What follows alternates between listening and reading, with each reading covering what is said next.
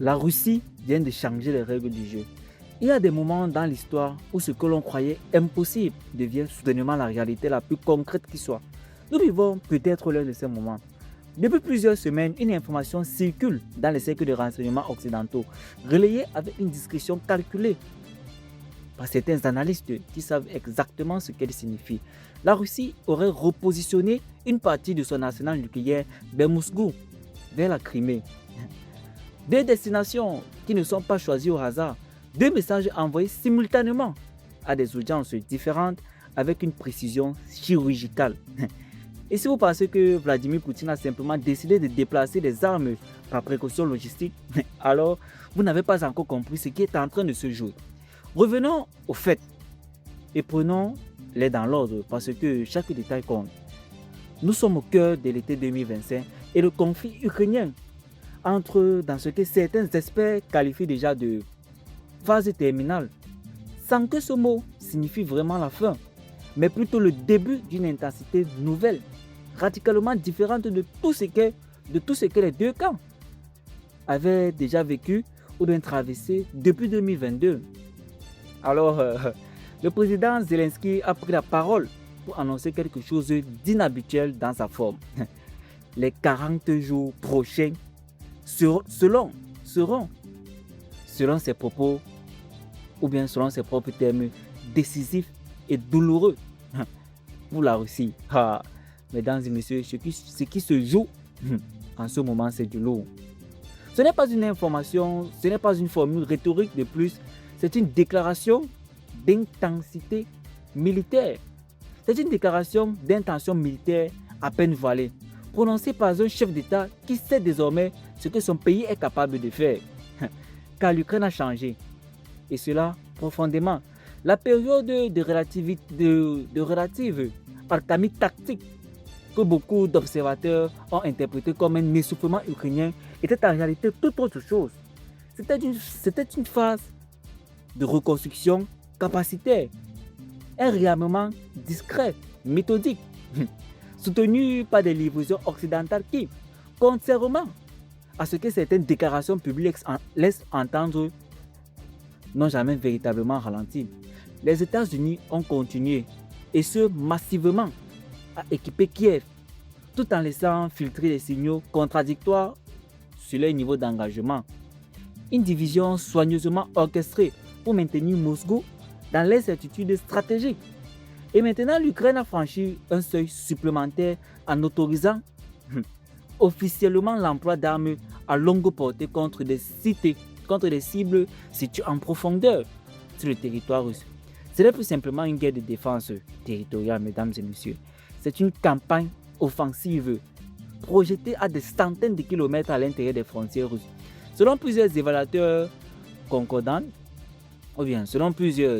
concordantes, Kiev serait aujourd'hui capable de maintenir une campagne de frappe intensive pendant environ 40 jours.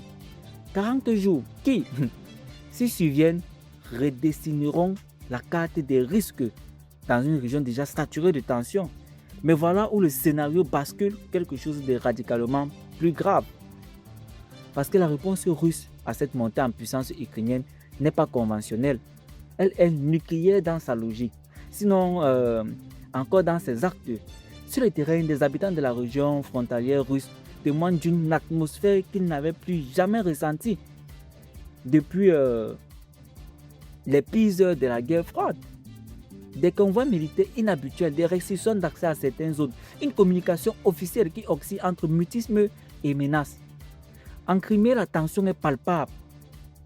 Jusqu'à dans les marchés du matin, des familles qui avaient appris à vivre avec la guerre comme brouillure de fond découvrent quelque chose de différent. Une peur moins diffuse, plus précise, plus technique. Comme si la menace avait changé de nature. Et sur le plan technique, justement, il faut comprendre ce que signifie ce repositionnement nucléaire russe. Les armes déplacées ne sont pas des ogives tactiques et tactiques de théâtre. Il s'agit d'éléments liés au dispositif stratégique des systèmes dont la présence à Moscou et en Crimée modifie l'équation de dissuasion. La doctrine nucléaire russe, dans sa version actualisée, est explicite sur un point crucial. Toute attaque contre les installations nucléaires stratégiques russes peut déclencher une réponse nucléaire. Et ça, Poutine est clair. En déplaçant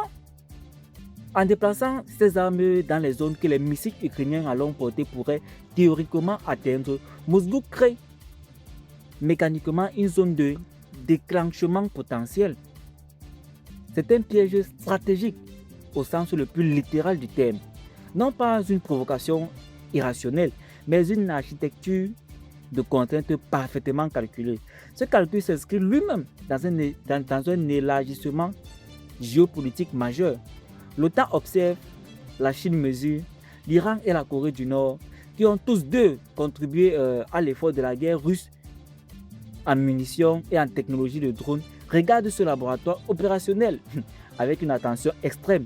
Chaque frappe ukrainienne profonde, chaque réaction ou absence de réaction occidentale construit un précédent qui sera étudié à Pékin. Pour de futurs scénarios dans d'autres théâtres. C'est une guerre dont la leçon se lise simultanément à Taipei et Séoul et même à Téhéran. L'intrigue secondaire, celle que que peu d'analystes commentent ouvertement, c'est la question du positionnement américain. Washington aurait délibérément entretenu une ambiguïté sur son niveau de soutien à l'Ukraine, laissant Moscou croire à un positionnement, à un possible désengagement, pendant que les livraisons d'armes continuent en coulisses. Si cette lecture est exacte, nous sommes face à une opération de déception stratégique d'une ampleur rare, qui rappelle les grandes manœuvres de la guerre froide. Et cela signifie que les Occidentaux jouent désormais un jeu de plusieurs coups d'avance. Ce qui est en soi rassurant, soit profondément inquiétant, selon ce que seront les conséquences. Stratégiquement, qui prend l'avance?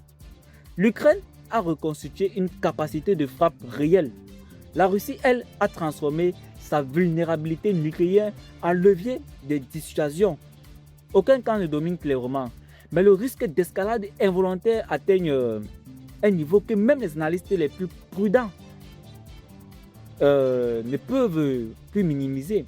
Si une frappe ukrainienne à longue portée touche accidentellement ou délibérément une installation considérée comme stratégique par Moscou, la doctrine russe crée des conditions d'une réponse que personne en Occident ne veut réellement imaginer.